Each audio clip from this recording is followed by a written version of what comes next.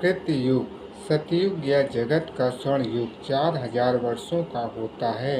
उसके उदय की संधि के उतने ही 100 वर्ष होते हैं तथा उसके अस्त की संधि के भी अर्थात 400, 4000, 400 इक्वल टू 4800।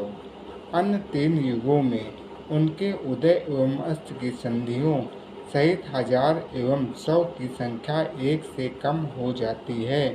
300, 3000, 300 इक्वल टू 3600 इत्यादि। 12000 वर्षों के इस चतुर्युग के चक्र को एक दैव युग कहा जाता है। इस दैव युग से ब्रह्मा का एक दिन बनता है और उसकी रात भी उतनी ही लंबी होती है। सतयुग की अवधि 4000 वर्षों की होती है।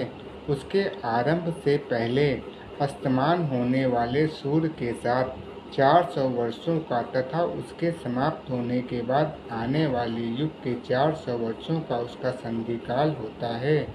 इस प्रकार सतयुग का वास्तविक काल 4800 वर्षों का होता है।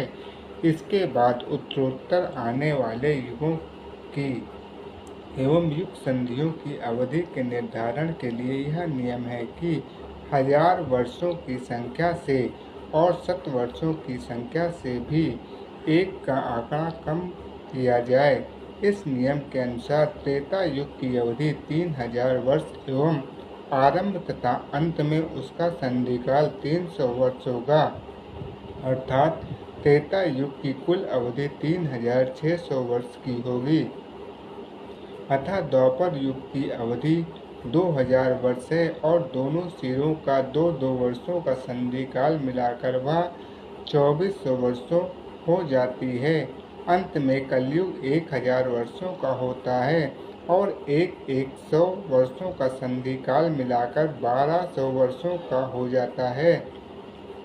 इस प्रकार इन 4 युगों की अवधि का कुल योग 12000 वर्ष होता है, जो एक दैवयुग कहलाता है।